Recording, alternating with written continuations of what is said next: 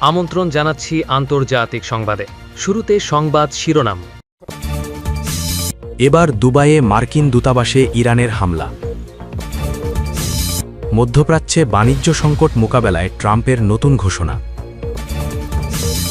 ইসরায়েলের অত্যাধুনিক ড্রোন অক্ষত আমানোর দাবি ইরানের।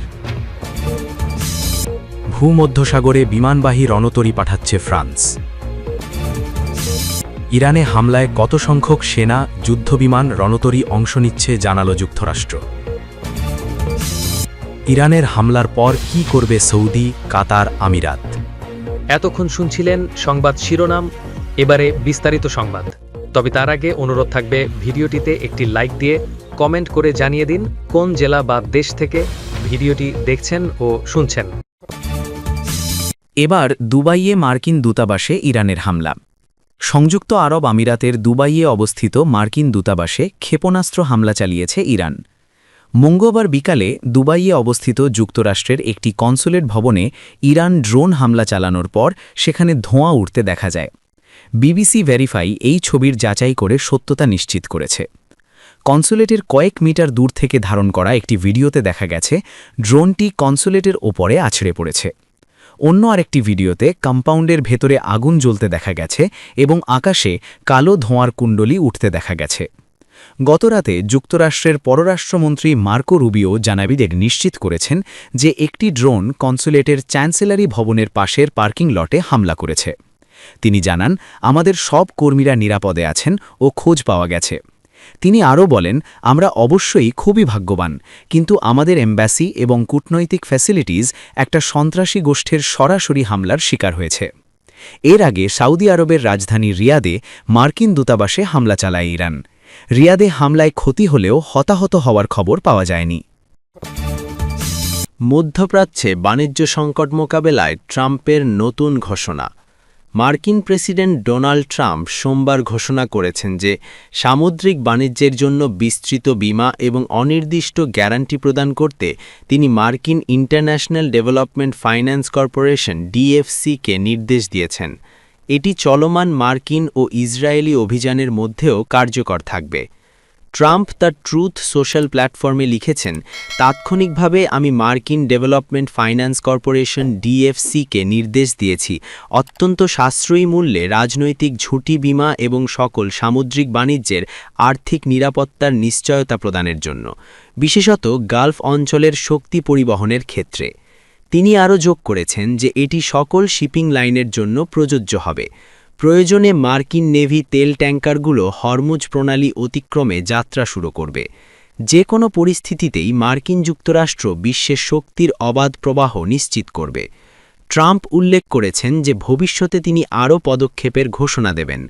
ডিএফসি হল একটি মার্কিন সরকারি উন্নয়ন ব্যাংক। তেল ও জ্বালানি মূল্যের ঊর্ধ্বমুখী প্রবণতা ইতোমধ্যেই লক্ষ্য করা যাচ্ছিল, তবে মার্কিন ও ইসরায়েলি হামলার পর পরিস্থিতি আরও তীব্র হয়েছে। হামলায় ইরানের শীর্ষ নেতাসহ supreme leader Ayatollah Ali Khamenei নিহত হয়েছেন। ইরান এর জবাবে মার্কিন ঘাঁটি, ডিপ্লোম্যাটিক সুবিধা এবং সামরিক কর্মীদের লক্ষ্য করে বিস্তৃত ক্ষেপণাস্ত্র হামলা চালিয়েছে। সাথে বিভিন্ন ইসরায়েলি শহরেও তাদের হামলা অব্যাহত রয়েছে। এই হামলা প্রত্যাহামলার ফলশ্রুতিতে ২ মার্চ ব্রেন্ট ক্রুডের দাম $৭৭.১৫ পৌঁছেছে এবং ওয়েস্ট টেক্সাস ইন্টারমিডিয়েট WTI $৭১.৩৩ উঠেছে। ইরানি ইসলামিক রেভলিউশনারি কর্পস IRGCর সিনিয়র উপদেষ্টা ব্রিগজেন ইব্রাহিম জাবারি জানিয়েছেন যে হরমুজ প্রণালী দিয়ে জাহাজ ও তেল ট্যাঙ্কারের চলাচল বন্ধ করা হয়েছে এবং যারা অতিক্রমের চেষ্টা করবে তাদের লক্ষ্য করে আক্রমণ করা হবে। এতে তেলের সরবরাহে বড় ধরনের বিভ্রাতির আশঙ্কা দেখা দিয়েছে। বিশ্বজুড়ে বর্তমানে শক্তি বাজারে উত্তেজনা বৃদ্ধি পেয়েছে এবং তেলের দাম বিগত ১৫ মাসের মধ্যে সর্বোচ্চ পর্যায়ে পৌঁছেছে। ইসরায়েলের অত্যাধুনিক ড্রোন অক্ষত নামানোর দাবি ইরানের। ইসরায়েলের একটি অত্যাধুনিক হারমিস ৯০০ ড্রোন অক্ষত অবস্থায় নামানোর দাবি করেছে ইরানের বিপ্লবী গার্ড কর্পস IRGC। IRGCর জানিয়েছে, হামলা পরিচালনার আগেই ড্রোনটিকে গুলি করে মাটিতে নামানো হয়েছে। IRGCর দাবি, তারা উন্নত বিমান প্রতিরক্ষা ব্যবস্থা ব্যবহার করে সফলভাবে একটি ইসরায়েলি হারমিস ৯০০ ড্রোন জব্দ করেছে। প্রতিবেদন অনুযায়ী ড্রোনটি অক্ষত এবং সম্পূর্ণ সশস্ত্র অবস্থায় নামানো হয়েছে। বর্তমানে এটি ইরানের বিমানবাহিনীর মহাকাশ ইউনিটের নিয়ন্ত্রণে রয়েছে। পরীক্ষা এবং প্রযুক্তিগত বিশ্লেষণের জন্য ড্রোনটি মহাকাশ বিশেষজ্ঞ এবং প্রকৌশলীদের কাছে হস্তান্তর করা হয়েছে। পৃথক প্রতিবেদনে বলা হয়েছে, ইরানের ইস্পাহান, তাবরিজ সহ বিভিন্ন প্রদেশে 6টি উন্নত হার্মিস ড্রোনকে ভূপাতিত করা হয়েছে। একই সঙ্গে যুদ্ধ শুরু হওয়ার পর থেকে মোট প্রায় 35টি শত্রু ড্রোনকে গুলি করে ভূপাতিত করেছে ইরান। উল্লেখ্য, হার্মিস 900 হল অত্যাধুনিক ড্রোন যা নজরদারি ও হামলা অভিযানের জন্য ব্যাপকভাবে ব্যবহার করে ইসরায়েল। এটি টানা 30 ঘণ্টারও বেশি সময় আকাশে উঠতে পারে। ভূমধ্যসাগরে বিমানবাহী রণতরী পাঠাচ্ছে ফ্রান্স। মধ্যপ্রাচ্যে চলমান যুদ্ধে ভূমধ্যসাগরে বিমানবাহী রণতরী চার্লস দ্য গল পাঠানোর নির্দেশ দিয়েছেন ফ্রান্সের প্রেসিডেন্ট ইমানুয়েল ম্যাক্রঁ। রয়টার্সের প্রতিবেদনে বলা হয়, জাতির উদ্দেশ্যে দেওয়া এক ভাষণে ম্যাক্রো এ নির্দেশ দেন। আগে থেকে রেকর্ড করা ভাষণটি মঙ্গলবার 3 মার্চ দেশটির রাষ্ট্রীয় টেলিভিশনে সম্প্রচার করা হয়। ভাষণে ইমানুয়েল ম্যাক্রঁ বলেন, ফ্রান্স একটি জোট গড়ার চেষ্টায় রয়েছে। এ জোট মধ্যপ্রাচ্যে ক্রমবর্ধমান সংকটের কারণে সমুদ্রপথে বিপজ্জনক হয়ে ওঠা জাহাজ চলাচল ব্যবস্থা সুরক্ষিত রাখতে সহায়তা করবে।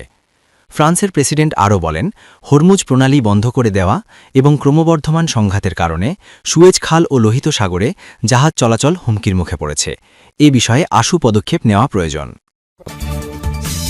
ইরানে হামলায় কত সংখ্যক সেনা, যুদ্ধবিমান ও রণতরী অংশ নিচ্ছে জানালো যুক্তরাষ্ট্র। যুক্তরাষ্ট্রের 50,000-এর বেশি সেনা, 200 যুদ্ধবিমান, বিমানবাহী 2টি রণতরী ও কয়েকটি বোমারু বিমান ইরানে হামলায় অংশ নিচ্ছে। মঙ্গলবার 3 মার্চ মার্কিন সেন্ট্রাল কমান্ডের প্রধান অ্যাডমিরাল ব্র্যাড কুপার এ তথ্য জানান। ব্র্যাড কুপার বলেন, আরও সামরিক সহায়তা পাঠানো হচ্ছে। তিনি ইরানে হামলাকে কয়েক দশকের মধ্যে মধ্যপ্রাচ্যে যুক্তরাষ্ট্রের সর্ববৃহৎ সামরিক প্রস্তুতি বলেও উল্লেখ করেন। এই মার্কিন কর্মকর্তা বলেন, সহজভাবে বলতে গেলে আমরা সেসব লক্ষ্যবস্তু ধ্বংস করার দিকে মনোযোগ দিয়েছি যেগুলো থেকে আমাদের ওপর হামলা হতে পারে।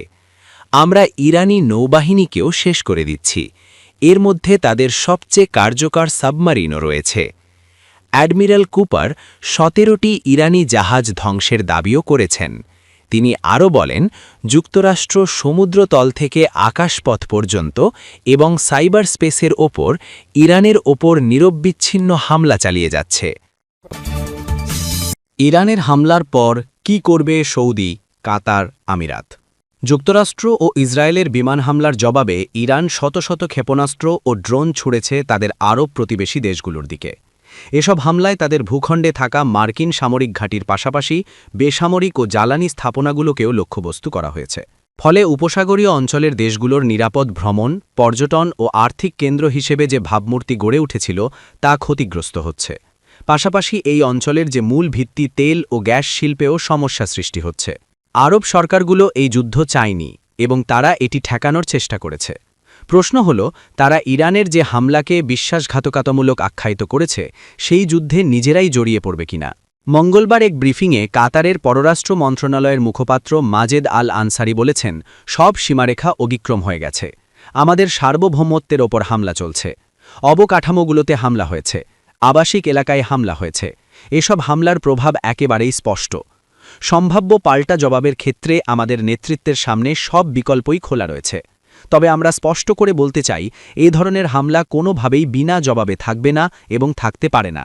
ইরানের বেশিরভাগ ক্ষেপণাস্ত্র ওই অঞ্চলে প্রতিহত করা হচ্ছে, কিন্তু ভূপাতিত ক্ষেপণাস্ত্রের ধ্বংসাবশেষ থেকে আগুন লাগছে এবং তাতে প্রাণহানির ঘটনা ঘটছে। আবার আকাশ প্রতিরোধ ভেদ করতে তুলনামূলকভাবে সক্ষম ড্রোনগুলো বড় ধরনের ক্ষতি না করলেও বাণিজ্য ও ভ্রমণকে ব্যাপক বাধাগ্রস্ত করছে। এটাই ইরানের কৌশল বলে অনেকের কাছে মনে হচ্ছে, যে নিজেদের আরব প্রতিবেশীদের বিপর্যস্ত করে তোলা, যাতে যুদ্ধ বন্ধে তারা যুক্তরাষ্ট্রের ওপর চাপ প্রয়োগ করে। ফাইন্যান্সিয়াল টাইমসের তথ্য অনুযায়ী ইরান ইসরায়েলের দিকে যত ড্রোন ও ক্ষেপণাস্ত্র ছুড়েছে তার সমান সংখ্যক ছুড়েছে উপসাগরীয় অঞ্চলের প্রধান বাণিজ্য ও পর্যটন কেন্দ্র সংযুক্ত আরব আমিরাতের দিকে। ওই অঞ্চলের গুরুত্বপূর্ণ তেল ও গ্যাস শিল্প ইরানের জন্য গুরুত্বপূর্ণ অস্ত্র হয়ে উঠতে পারে। এ খাতে বড় ধরনের বিঘ্ন ঘটলে তা বৈশ্বিক অর্থনীতিকে ব্যাপক মাত্রায় প্রভাবিত করতে পারে। তবে তেহরানের এই কৌশল উল্টো ফলও দিতে পারে। উপসাগরীয় দেশগুলো ওয়াশিংটনের আরও ঘনিষ্ঠ হয়ে ওঠার ঝুঁকি তৈরি হতে পারে, এমনকি তারা যুদ্ধে জড়িত হবার প্রচেষ্টাতেও অংশ নিতে পারে। এখনও পর্যন্ত তারা যুক্তরাষ্ট্রকে নিজেদের আকাশসীমা ও ভূখণ্ড ব্যবহার করে ইরানের ওপর হামলা চালাতে দেয়নি।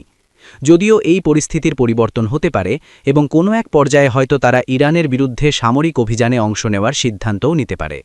পরিস্থিতি এখনও সে পর্যায়ে পৌঁছয়নি এবং এই মুহূর্তে আরব দেশগুলো মূলত নিজেদের প্রতিরক্ষাতেই মনোযোগ দিচ্ছে। তবে যুদ্ধ কতদিন স্থায়ী হয় তার ওপরই অনেক কিছু নির্ভর করবে। কিছু দেশ চাইছে না যে তারা এই সংঘাতে ইসরায়েলের পক্ষ নিচ্ছে এমন ধারণা তৈরি হোক।